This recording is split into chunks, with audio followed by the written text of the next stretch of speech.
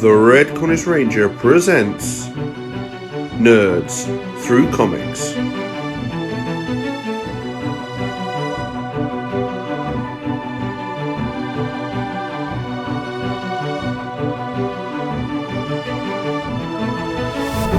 Star Trek, The Next Generation, Doctor Who, Assimilation².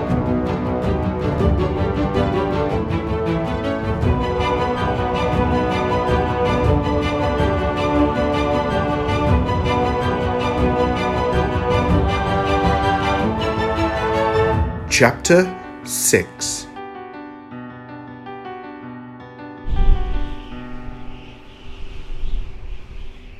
Planetoid Taoli, a desolate rock in space. The crew of the Enterprise, the Doctor, Amy and Rory, beam down to meet with the Borg. Wow, I'm never gonna get used to that. Mr. Data, report. No sign of them yet, sir. So wait, there's no one here? That's weird. They'll come. Deception isn't really in their nature. Was this really necessary, Captain? The Borg want to cooperate. There's such a thing as an acceptable risk, Doctor, and allowing a full Borg landing party aboard the Enterprise does not fall under that category. I have them now, Captain. A Borg cube has just entered standard orbit, in opposite position from the Enterprise as instructed. A green shimmer appeared, and the Borg landing party materialized.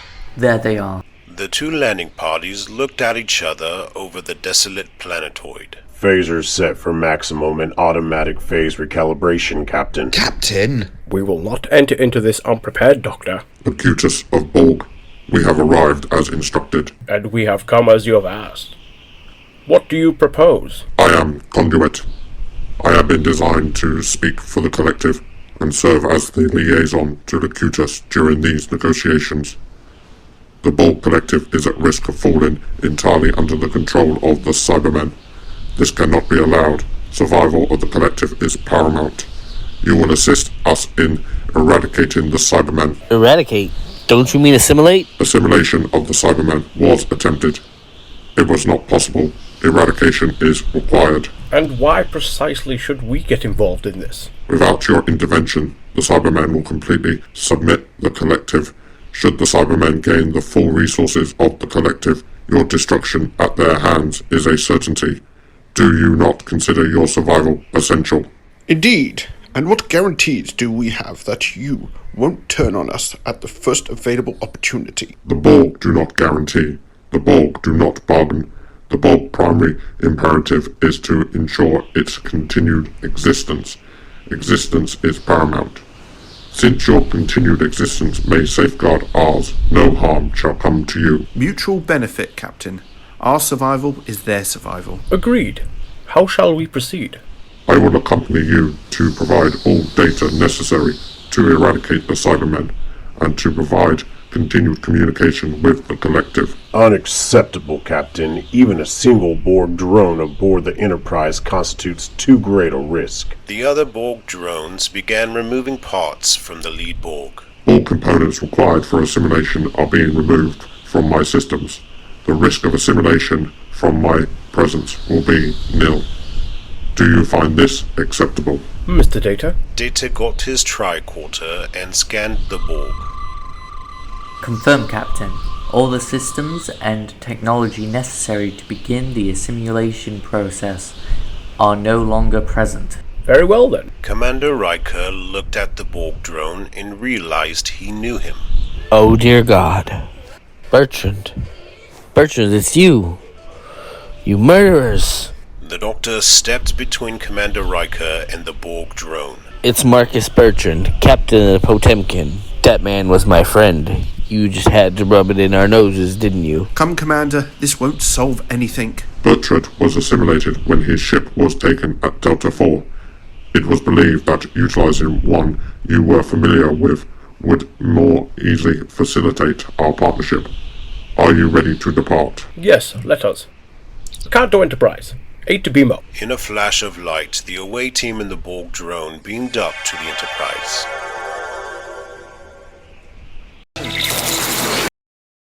Ranger hearts with fighting pride. If you're a fan of Power Rangers, then hop over to YouTube and check out Review Time Productions and their Power Rangers Digital Beast. Digitize your prisms and prepare for a brand new adventure. A different take on Power Rangers that's absolutely brilliant. And stay tuned to Review Time Productions and even my channel, because there is a lot more coming. Hope you enjoy.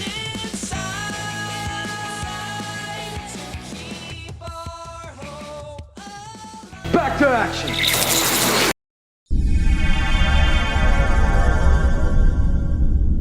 We need to meet immediately to coordinate a plan of action. Agreed. Worf, let us take this to the briefing room. Meeting rooms are irrelevant. Information can be conveyed and exchanged anywhere. Very well. Then some answers first. What precisely happened to the Borg Cybermen Alliance? When the Borg were first contacted by the Cybermen, the collective was intrigued. The Cybermen had made great effort to cross-dimension space to propose the alliance, impressing the collective with their technology and their dedication. Both sides recognized in each other common principles and methods. Negotiations were ultimately successful. The combined fleet that recently invaded Federation space was our first joint effort. What went wrong? The first effort to merge Borg and Cybermen cultures was intentionally successful. Both sides, we thought, were entrusted in a mutual assimilation of strength of the others, creating a new collective of a higher power. Ultimately, that effort of unification failed. Both sides realized that in the deepest reaches of their communal consciousness, each side would seek to ultimately upend and dominate the alliance. Infighting began within elements of the shared cybernetic network and break out into physical conflict. The trigger for the final betrayal of the Borg collective by the Cybermen was the detection of a Time Lord. You are the Doctor, the Time Lord. Me? What did I have to do with this? As our fleet chased the Enterprise into the nebula, the Cybermen detected on board this ship the Time Lord and his vessel. The Cybermen were very concerned that the presence of the Time Lord in this universe would introduce a random, powerful element that could disrupt their plans for domination. Just as tension within the Alliance were reaching a climax, the Cybermen found a weakness in the Borg collective. The Cybermen then gained access to and overwrite the exclusive library routines in collective core memory. As a result, the Borg have been stripped of their higher functions and all decision-making facilities. The collective is currently rendered mostly inert. The cyber controller has successfully locked down the collective through the network nexus on his ship. How devious. Just like the Cybermen to do something like that. Now the Cybermen race towards the Borg homeworld to permanently convert the collective to their will. From the homeworld, the cyber controller will be able to completely finalize the conversion of the resources network and drone population of the entire collective. The Borg will cease to exist, and the Cybermen will be triumphant. The Cybermen were convinced that if they could complete this task before the Time Lord realized what they had in mind, there will be no stopping them. They may well be right about that. They've masked their steps so well that I have been all along a step behind them, and the Cybermen, with the full resources of the Borg collective, may well be insurmountable. A question, Conduit. How are you yourself functioning without those executive routines? I operate as the conduit only as a final desperate effort on the part of a splintered group from the collective, undetected by the Cybermen, to piece together and route some spare decision-making and intervention routines from non-essential parts of the collective network. These resources are dwindling, however, and my time remaining for independent action and intervention is certainly limited. Can you not recover the Borg Executive Library from an archive or protected backup? The Cybermen were extremely thorough in their efforts. They have systematically destroyed every version of the exclusive library. Perhaps the Time Lord can help with this. Perhaps indeed. We offer our assistance in all the ways that are available to us. It is to your benefit, as well as ours, that the Borg Collective be freed from Cyberman control. I think I see what you're getting at, Captain Picard. I think I see our plan. We need to catch up with the Cyber Controller's ship, free the Borg from the Cyber Control by restoring their exclusive library, and stopping the Cybermen from reaching the Borg homeworld. All well and good, Doctor. But where exactly are you going to find a pristine copy of the Borg Executive Library? Tell me, Captain, does Starfleet have any records of Pacific Borg coordinates in the past? Specific places where we know a Borg vessel was at a given time? Exact coordinates? Unfortunately, yes. The Battle of Wolf 359, the place where the Federation lost 39 starships. Bad Wolf? Yet again? I beg your pardon? Nothing, Captain. Merely echoes of past losses. Alright then, we have a plan to help out our Borg friend here, but we still need to figure out some other things. How are we going to catch up with the Cyber Controller's ship? They've got quite a lead on us. Your vessel's engines are inferior. Borg knowledge can ensure that we catch up with it. We'll introduce you to our chief engineer. This will be an interesting partnership for Geordi, at least. He'll also make sure that any of your improvements don't have any hidden surprises. Our weapons will be no match for that ship, and it will undoubtedly have the notoriously effective Borg shields. Your chief engineer will also be provided with information that will enable your weapons to be effective against Borg shield. There we go, Captain. It seems our new partner is full of ideas. The Conduit is making a full contribution to this cooperative endeavor. I am cautiously optimistic. There's one more thing that concerns me. The Conduit may help us make sure we can defend against the Borg technology. But what about the Cybermen themselves? They're vulnerable to gold, Captain, but we'll need a lot of it. Even your replicators might not be enough. I have an idea.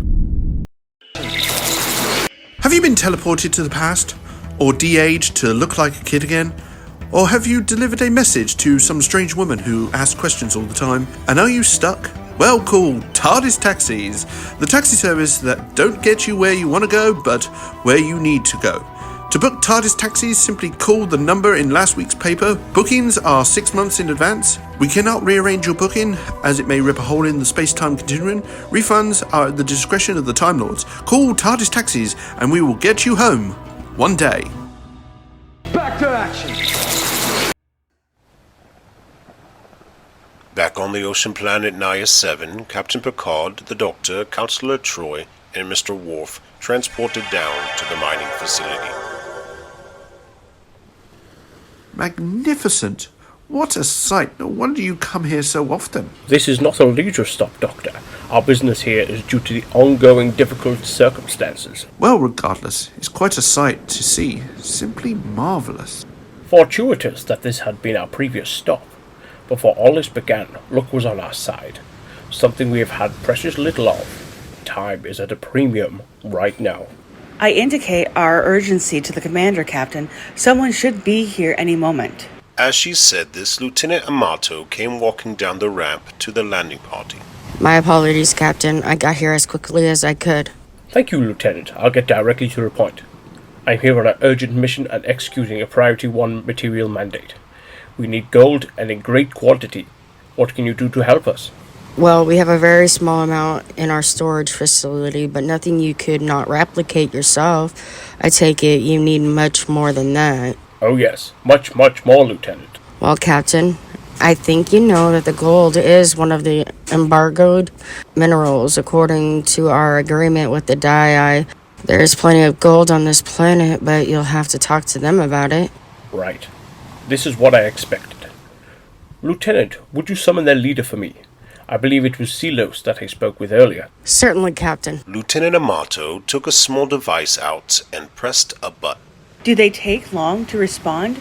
We are pressed for time. No, not at all. In fact, they seem to know when someone has transported down and will often come by to investigate or make greetings often. I'm surprised how quickly they... Just then, an aquatic person climbed up to the platform. Hello again, Captain. It's good to see you again.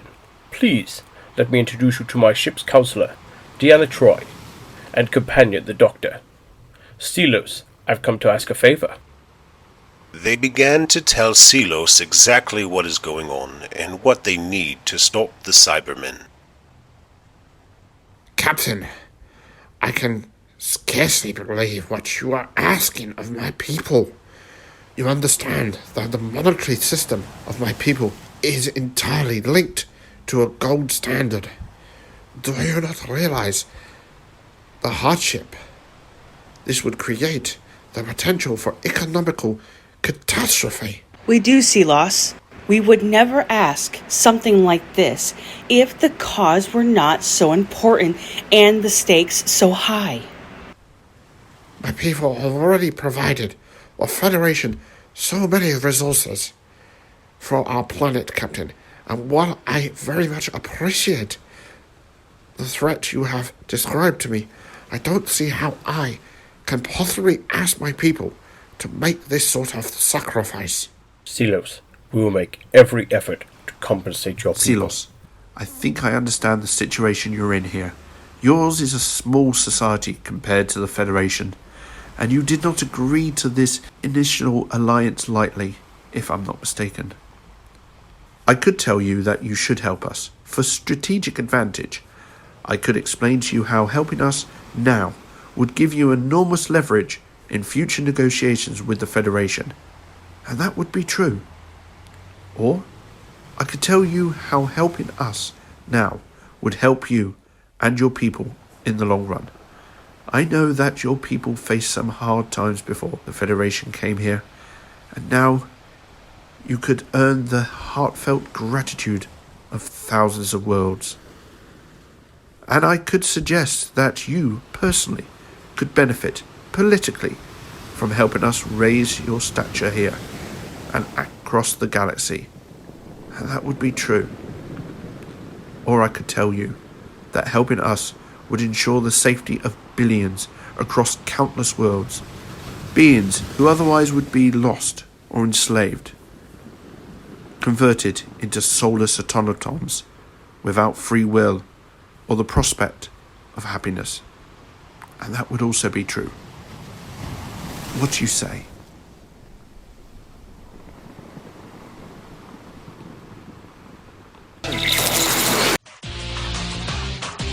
This is Mark, the Red Cornish Ranger, and one of the 3 Range Bros studios, along with Ty Tiger with Tiger Tales on YouTube, Cosplay Dude 637 with Storytime and Universe 19, and my podcast, Nerds Through Comics.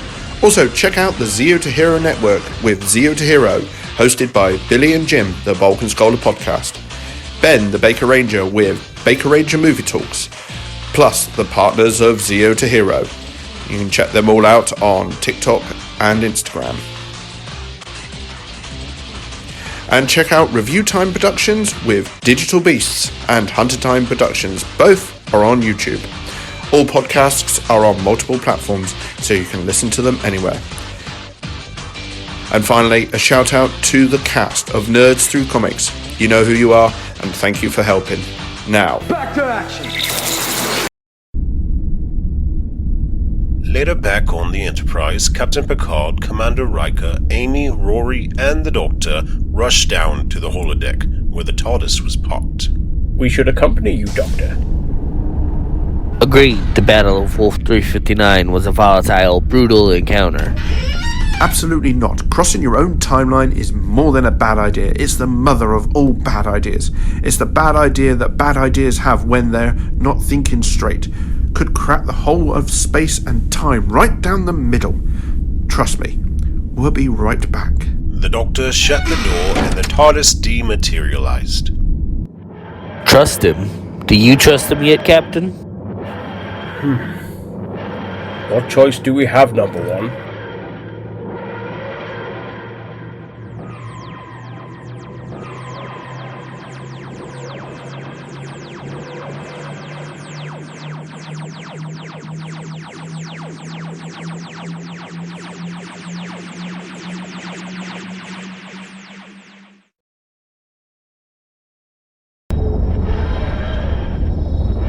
Amy leaned onto the console and stared at the Doctor. He tried to ignore her, but couldn't. What is it, Pond? I can feel the expression on your face. You've got that scrunched up I have a bone to pick with the Doctor, even though it's always turns out he knows what he's doing and maybe I shouldn't bother him expression, haven't you? You lied to Captain Picard. That whole business about no crossing your own timelines is a load of rubbish. Years. That's right, you've done it plenty of times. You even allowed that Sardak character to meet his younger self on our honeymoon. Yes, a minor prevarication in the scheme of things. It's just that where we're going, the things we may see, I think it's not the sort of thing a man should have to live through twice. Once was tragic enough.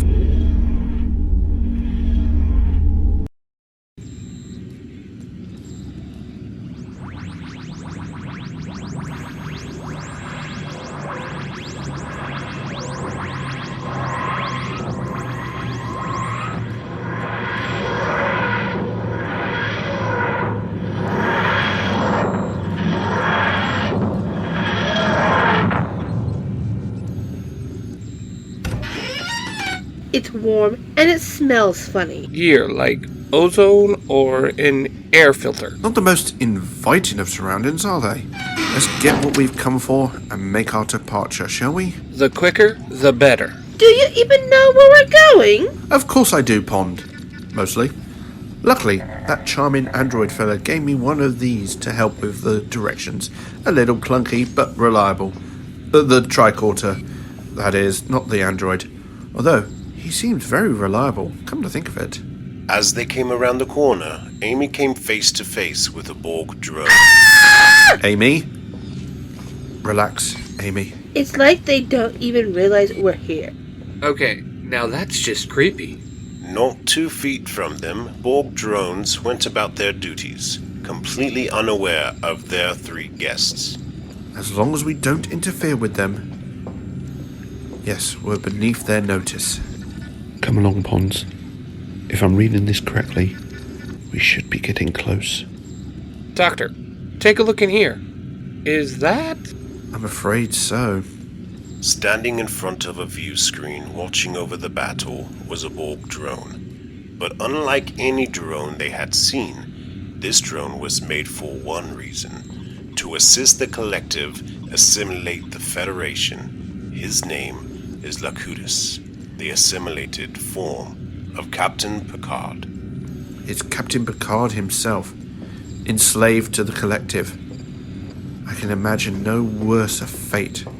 Still, as with the others, so long as we don't interfere with his duties directly, we should go unnoticed. Then Locutus turned the red light on his head, pointed directly at the Doctor's face.